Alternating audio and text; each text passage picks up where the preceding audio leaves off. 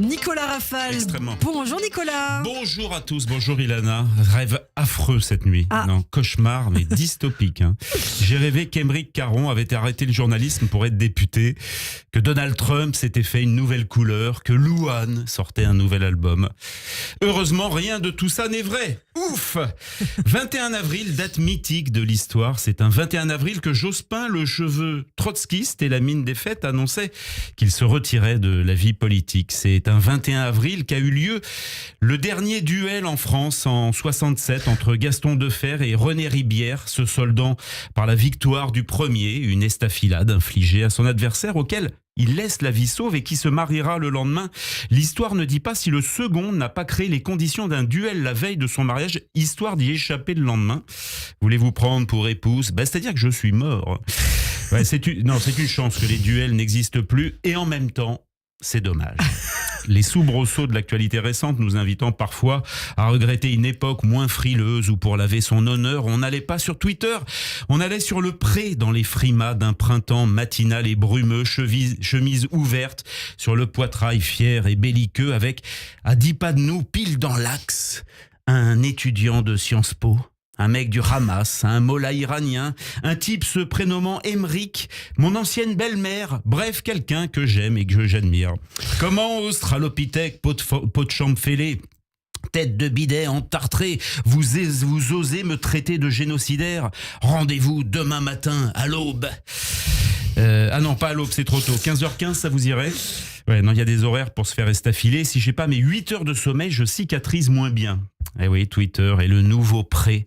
C'est la phrase de Chirac, on greffe de tout aujourd'hui, des reins, des bras, un cœur, sauf des couilles par manque de donneur. Même le choix, Ilana, vous avez remarqué, des insultes manque de panache. L'autre jour, Caron a traité d'ordure un journaliste, ou même vous, Ilana, de génocidaire. Mais comment auriez-vous le temps d'être génocidaire avec les horaires que vous faites à la radio, plus votre travail de mère? Il vous reste la tranche de 17 heures, pourquoi pas pour génocider aimablement.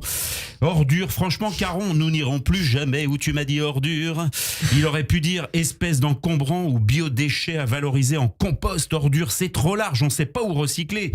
Génocidaire, vous avez raison, Ilana aussi, c'est un peu excessif. Génocide, d'après le dictionnaire, c'est l'extermination intentionnelle d'un groupe humain en raison de ses origines. L'intention est donc importante. L'histoire ne dit pas là non plus si Caron a l'intention de comprendre ce qu'il raconte.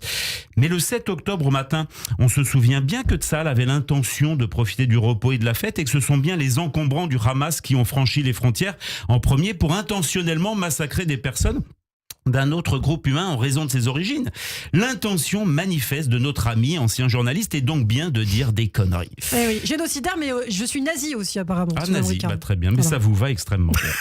Heureusement que les duels n'existent plus, c'est une très bonne chose. J'aurais pourtant rêvé de vivre à l'époque où pour 2-3 coups de chasse-mouche, tu risquais ta vie. Un impétueux te manquait de respect, hop, un coup d'éventail dans la tronche.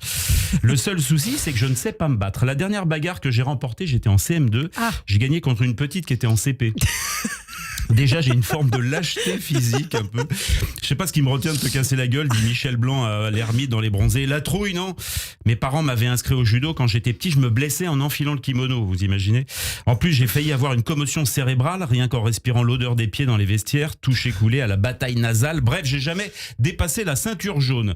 Vous avez vu l'armoire que c'est de l'Ogu, à mon avis, je le gifle, je fais 3 mois d'hosto. Bon, c'est pas grave, on la chante quand même, la chanson qui nous donne le conseil suprême quand il n'y a plus rien à faire, quand on a tout tenté, qu'il ne reste plus qu'une seule solution.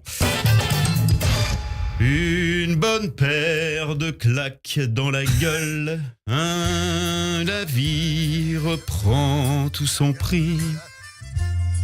Chaque matin, quand on se sent seul, claquons-nous la gueule entre amis. Je vais claquer la gueule du réalisateur qui n'a pas envoyé le son. Non, je vais lui... Est-ce que je peux me permettre ? Il était déconcentré. Il faisait autre chose. C'est lundi férié. De toute façon, faut que je lui casse. C'est pas grave, c'était beau quand même. Bravo. Ouais. Bon, et comme Jospin en 2002, je me retire de la vie de cette chronique. Bravo Nicolas Rafal, merci d'être avec nous. Moi, ce que je retiens, c'est que vous frappez des petites filles. En tout cas, bravo. Quel bel exemple. En CP. Bravo, c'est encore mieux. Ah oui. Vous restez avec nous, les amis. Tout de suite, c'est l'édito de Christophe Barbier.